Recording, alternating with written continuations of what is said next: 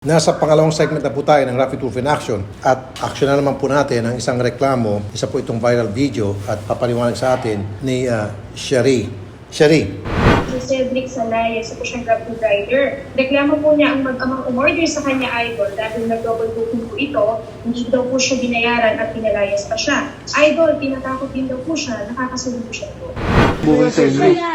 Ako po yan. Sino yung isa? Hindi ko po kilala yung sir. Hindi ko po kilala ang rider. Yung marami Kasi pong naman rider. nandiyan ka na kanina, hindi ka pa lumapit kagad sa akin eh. Hindi sir, marami order niyo. May drinks pa kayo. Kaya nga, hindi ka na, yung isa nandun nga po. Parang ako pa yung may mali. Bagal-bagal ka kasi. Paano naging kasalanan ko pa yun sir?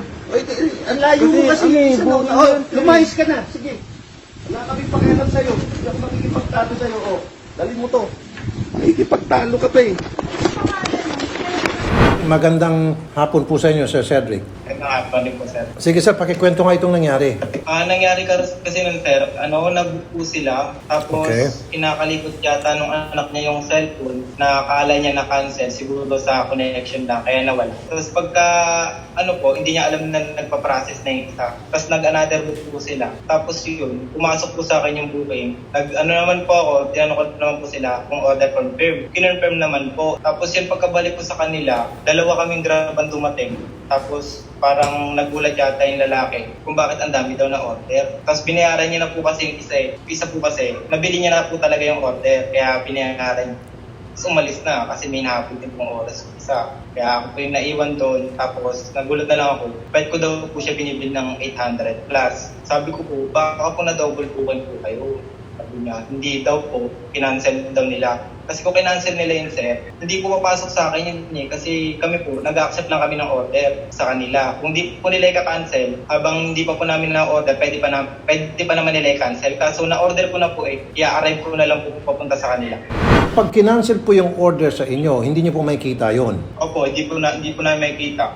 Wala po talaga yun, sir. Ganito po yan Kausap ko po kanina, ito mag-ama, pinipilit ko silang magsalita on camera, recorded. Ayaw po talaga nilang dalawa.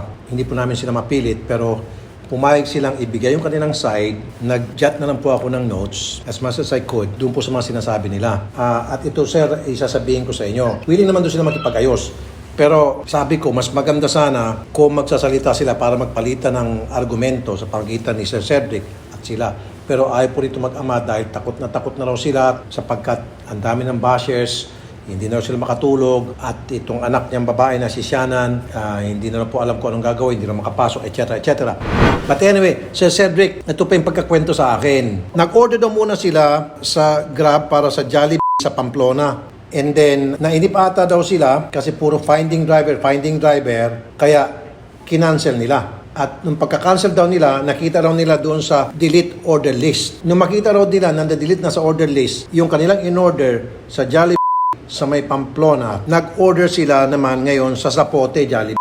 At yung in-order daw po nila sa Zapote Jollibee, which consists of 2 two-piece chicken, tapos 2 cheeseburger deluxe. Yun po i-confirm nila, na-confirm. And then, na-deliver ng araw po. Dumating daw po yung delivery guy from Grab, 915 pesos daw po yung total bill. So, nagbigay sila ng 1,015 pesos para suklaan na lang ng 100 pesos. Then, after that, dumating na raw po kayo. At naniningil daw po kayo ng 845 pesos. Ang sabi daw po nila, yan ay na-cancel na. Inamin po nila, naging bastos nga talaga daw sila at nandun naman po sa video at pinalayas daw po kayo. Pero eventually, after a few minutes daw po at makakapakita daw po sila ng ebidensya through their phone na tinawagan daw po nila kayo ulit at kumbaga naisip nila na mali sila, they made a phone call to you para pabalikin daw po kayo. Ang tumawag po sa inyo si Shannon. Pero ang sabi niyo daw po sa kanila, nung matawagan na kayo, after a few minutes, nung kayo po'y palayasin, ang reason kung bakit ka tinatawagan ay para bayaran ka na lang kung magkano yung damage. Ang sabi niyo raw po ay hindi na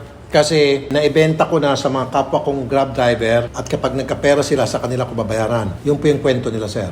Tumawag po siya, sir, kaso nasa bahay na ako, pinakain na po yung order. Tapos sabi ko wala na po yung order. Paano ko may babalik sa inyo? Tapos binaba niya na po yung cellphone, yun lang po. Okay, kasi pagkasabi niyo, sir, pinababalikan niya para bayaran ka na lang kung magkano, pero sabi niyo, inaibenta niyo na lang po sa kapwa niyo mga Grab driver. Mali? Tama? Mali. Okay. Now, sir, paki-explain doon po sa pag-cancel. Kasi sabi niya, kinancel na raw po niya yung order Okay. at na-drop na raw po sa order list yung in-order niya doon po sa Jollibee Pamplona at yung kayo nga po yung magdi-deliver noon. Totoo ba sir, nag-cancel siya at na-drop na po sa order list? Kasi sir, kung magka-cancel siya sir, automatic mawawala po sa amin yun eh. Ang mangyayari po doon, customer cancel the order. Magiging ganun po yung mangyayari. So wala pong nangyaring ganon? Wala po. May chat din po kami sir na kinonfirm ko yung order sa kanya, nagpa-request pa siya ng Thai part. Thai part? So hindi niya kinancel kung ganon? Yung po cancel sir. Oh, matakaw din pala to. Nag-order pa ng Thai part. Ano po yung mga in-order po sa inyo, sir? Yung original order? Dalawang 2-piece chicken na may spicy. Spicy. Tapos may kasama pong price po. Price pa. Price Okay. din po 4 na peraso. Tapos burger po, meron din pong burger. Okay. Kasi yung order yata na nabigay niya sa akin nung pag-alis ko, mali na po eh. Wala na po kasi yung buko pie sa loob. May buko pie po kasi yung order niya sa akin. Pati buko pie pa. Balik. Okay. Opo, mali na po yung nabigay niya sa akin sa sobrang taranta ko po. Nilagay ko na lang tapak. Kabalik sa bahay, wala na po yung buko pie. So nagsisinungaling po siya sa akin kasi ang sabi niya, nung pinakancel niya sa inyo, na-delete na po dun sa order list niya. So ngayon sir, ang nangyari, hindi niya kayo kinancel, bagkus, nagdagdag pa siya ng order na yung Thai part na chicken. Opo, request lang po na ipa-Thai part na lang daw po yung chicken. So with that, she gave an additional instruction, meaning there was no cancellation. Tama? Opo sir. Ito, para magkaroon tayo ng konting technical understanding sa sistema ng pag-order sa Grab, we have to talk to the expert, ito mga taga-Grab. Sila mas nakakaalam sa sistema. Mr. Jackson Tan, Operations Manager ng Grab. Magandang hapon po, Sir Jackson. Good afternoon po, Idol Rafi. Alam niyo na po itong nangyari kay Sir Cedric, ano? Yung isa sa mga Grab Yes po, operator niyo. sir. Kausap ko kasi yung pong nireklamo ni Sir Cedric, willing naman po makipag-ayos. Kaya lang takot po silang makipag-usap. On-cam, recorded, pero nag-explain nga sa akin. Pero yung kanyang explanation mukhang hindi tumutugma-tugma sa sinasabi ni Sir Cedric, hindi tumatahi-tahi. Ngayon, Sir, gusto ko pong makuha yung inyong opinion. Ang sinabi po kasi sa akin, nitong mag-ama na nireklamo ni Sir Cedric, nag-order na po sila sa Jollibee Pamplona. And nung hindi na po sila makapag-antay dahil panay ang sabi raw sa kanila, finding driver. And then dumating sa point na nainip na sila, kinancel daw nila. So nung pag-cancel nila, lumitaw daw po doon sa kung saan man nila kita yon na na-delete na raw po sa order list yung kanilang in-order. Mali o tama po yung sinabi nila? Actually po, Idol, may possibility kasi na nagkaroon siguro ng lag dahil po tayo dahil since gumagamit po tayo ng data connection, possible po kasi baka mahina yung data connection nila customer po na hindi nila napansin na nag-push through na pala yung order po nila. Ano po yung sinasabi nila na finding driver, nung mainip na sila, kinancel nila, at ano po yung sinasabi niya na drop na sa order list, na delete na sa order list? Actually, Idol, yung ganyan pong scenario is yung paghalimbawang, kunyari, nag-order ako at gusto kong i-cancel dahil bigla nagbago yung isip ko po, yun po yung proseso po nun na pag kinancel nila, mawawala po talaga doon sa order list po. Pero ang naging problema nga po, Idol, is possible nagkaroon ng delay doon sa signal siguro nila customer po. Kasi nag-push through po kay driver. So, ibig sabihin, tumuloy po yung first booking nila. Tumuloy po yung first booking nila, pero however, doon po kay customer, nakita niya na yung order niya ay deleted na.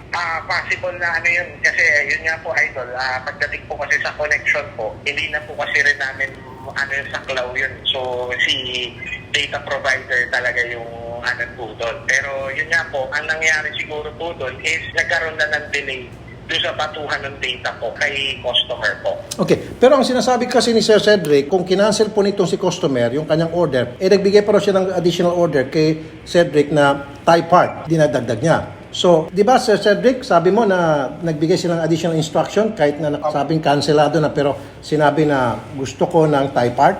Opo, may picture din po ako ng chat na yun. So, paano nangyari yun, Sir Jackson? Ayun, Idol, kung ganun po na nagkaroon pa po sila ng additional transaction, that means hindi po nagkaroon ng delay doon. Ibig sabihin, nagtuloy-tuloy po yung connection ni customer po. So, hindi po nagkaroon ng error dun sa signal nila. So, ibig sabihin po, tuloy-tuloy po yung booking ngayon po. Okay. So, Sir Cedric, kailan po ito? From the time na natanggap niyo po yung order up to the time na nagbigay sila ng additional instruction? Nung time na nandun ako sir sa Jollibee, nung umorder na po ako. Nung umorder ka na? Sila na, opo.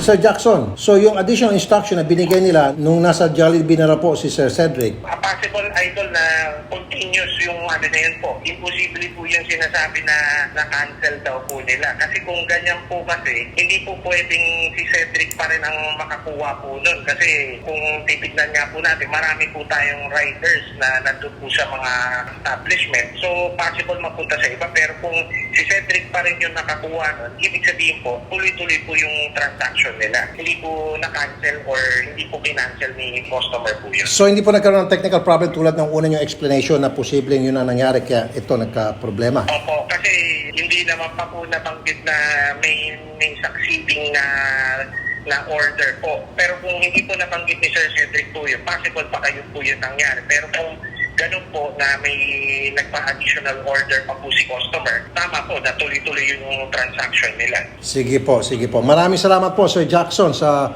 pagpapaliwanag na ibigay niyo sa amin. Yes po, Idol. Magandang hapon po Sir Jackson.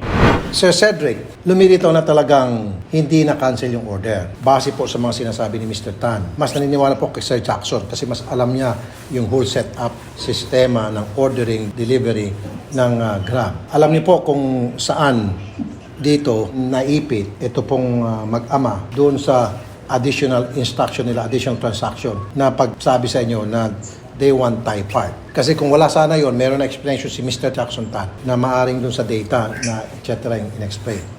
So, Sir Cedric, ito po yung sabi nito mag-ama, willing daw po sila makipag-ayos sa iyo. Ano po yung reaction nyo, Sir? Kasi sabi nila, kami raw po sana ang mamamagitan na para magkaayos na kayo, para matapos na ito, and then everybody can move on.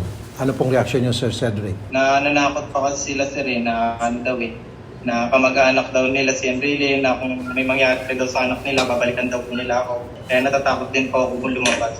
Ako gumabiyahe sila nung nakatangarap.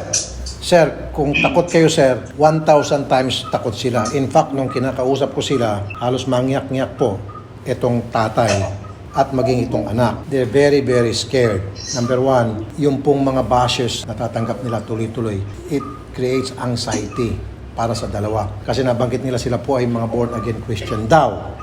Nila, napapaya na sila sa kanilang church. And then ito pong anak niya, si Shannon, takot na raw pong lumabas. Wala na raw pong mukha may papakita. Takot na. So siguro, sir, yun ay hambog, hangin, yabang. At inamin naman po nitong tatay, in fairness, dahil nabigla siya, naging bastos daw talaga siya. Inamin niya kanyang pagiging bastos. Yun na, nagkaroon ng konting kasinungalingan, siguro to cover up to protect themselves. Pero ang suma total dito, sir, anong gusto mong mangyari? Nasa inyo po ito, sir. Ano na lang po, kahit maayos na lang yun sir, yung problema na yan. Kasi sir, kung gusto po magdemanda laban sa kanya, sa kanila, tutulong po ako. Pero doon po sa pananakot, sasagutin ko kayo, sir. Kung binanggit niya si Enrile, sir, meron akong mga tao, ako po mismo personal, na pwedeng tumawag kay Senator Enrile para sabihin na ininame drop po, Senator o ex-Senator Enrile, ang pangalan po ninyo nitong dalawang taong ito. Doon po sa pagbabanta, trust me, walang laman po yun, sir, kasi sila po mismo bumabahag na po yung buntot. Yung buntot po, sobrang bahag na, umabot na po hanggang pumulupot na mula buntot hanggang sa ulo 10 times, trust me. Pero sir, ano pong gusto niyo mangyari? Kahit ay na lang sir, maayos na lang. Tsaka yung mawala na rin yung tawag na pananakot nila sa akin. Kasi minsan siguro baka gumawa sila bumili sila ng bagong SIM, tapos tumawag sila sa akin na ganyan nangyayari. Pag nangyari po ulit yun, sir, ang kalaban nila sa taong bayan. On top of that, andito naman po ako, sir, na nasa likod niyo po ako, sir, come what may. Hindi naman ako papayag na sila po nakipag-usap sa akin at mangyak-ngyak sila, ni-request nila na sana kay ako po'y tutulay na para maagkaayos po kayo. At pagkatapos, pabantahan pa rin nila kayo, abay, gagawa na ito. Maayos naman tayong kausap, sir, pero kung gagawan sila, babalik ko sila sa kanila 10 usapan. May request pa silang hiningi sa akin, sir, na mag-public apology daw po ako. Kanila. I don't think you need public apology, sir. That's bullshit. Wag ko kayo mag-public apology. Yung ginawa niyo pong pagpo-post, tama naman talaga yon kung ako tatanungin. Dahil nabastos kayo doon. At inamin niya po mismo nitong tatay na naging bastos siya doon. Pero wala akong public apology po dapat. Kasi ginawa lang niyo po kung ano na dapat at that Pero very moment. totoo ba yun, sir, na pwede niya daw akong demandahin na kakasuhin daw po ako ng cyberbullying? Sabi niya. Attorney, Wala po, okay. alam ko. Ito po, may in-house attorney tayo rito para magpaliwanag sa atin tungkol sa kasong cyberbullying. Attorney, natatakot itong ating complainant, yung posible bang pwedeng kasuhan si Sir Cedric nitong nireklamo niya ng cyberbullying? Negative yan, sir. Hindi siya susceptible sa any offense ng anti-cybercrime law natin dahil hindi naman niya sinira yung puri nila dun sa post niya. Nakita ko yung post, it would appear na nag-narrate lang siya ng events kasama yung video. So, hindi siya nalalaglag sa cyberbullying, sir. Pinost lang niya kung ano lang talaga yung nangyari. Yes, sir. Matter of fact lang. Hindi naman siya nag-side comment na No, wala. nakakasira sa pagkatao o kasinungaling sa pagkatao ng dalawa. Na-narrate niya lang, sir, kung ano yung laman, kung ano ang nangyari nung araw na yun. So, hindi po yun pwedeng... Sir Cedric, kahit nasa ang korte sila pumunta, wala silang laban. Ayan po, in-explain na po ni Attorney Garrett. Wala pong cyberbullying kasi ninarrate nyo lang po kung ano talagang tunay na pangyayari. Wala ho kayong dinagdag, wala ho kayong kinulangan doon. Walang cyberbullying. So, hindi nyo na po kailangan mag-public apology. Don't. So, sir, kung okay na sa'yo, si Odette po, naka-standby naman sila, tatawagan sila, kung kailangan nyo po mag-meet, kaya lang sir, mag-mask kayong pareho, mag-gloves, Okay po. mag-uusap kayo, and then Okay po. magkaayusan. Okay sa'yo, sir? Okay po, sir. Wala po lang. Okay. Alam niyo mga kapatid, itong ating mga nasa food delivery, may tuturing din po itong mga frontliners. They are on the front line in the fight against COVID-19. Why and how? Kasi nga po, meron pinapatupad na ECQ. So lahat ng tao ay naka-quarantine at hindi dapat lumabas. So sila po ang nasa labas. They are the one delivering food. They are the ones making it possible na yung mga nasa bahay hindi na kailangan lumabas para yung mga pagkain ma-deliver na sa kanila. In a way, sila po yung mga frontliners and sila po yung mga heroes. Okay, Sir Cedric, sumasaludo po ako sa iyo at sa lahat ng mga kasamahan mo mga delivery guys. Okay? Thank you po. Mabuhay po kayo, sir. God bless. So tawagan mo na, Odette, yung mag-ama, schedule mo yung pag-ayos nila. Gusto ko today, makapag-ayos sila. Nangako naman itong mag-ama na gagawin lahat para makipag-ayos kay Sir Cedric. Okay? Okay, sir. Copy.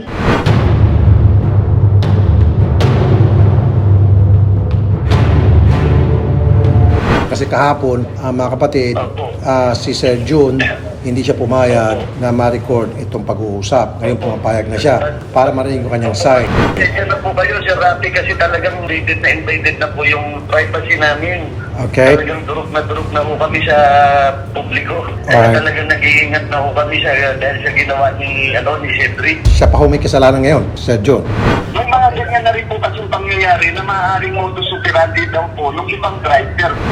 Yung nangyari kasi din, sir, hindi nila alam talaga yung sistema ni Grab na pag naghahanap siya ng driver. Kasi once na naghanap ka na ng driver, tapos kinancel mo, dahil titignan mo sa history mo kung nakakancel talaga siya. Kung hindi mo siya tinignan, tuloy-tuloy yun. Tapos nag-another book ka pa, tutuloy ulit yun sa pangalawa. Ang mangyayari, magdo-double book ka nun. Nung nakita po namin yung video, talagang ito po aminin namin sa inyo. Tinawagan namin siya nung nakita na po namin yung video at pinagbantaan talaga namin siya na itidimanda namin siya.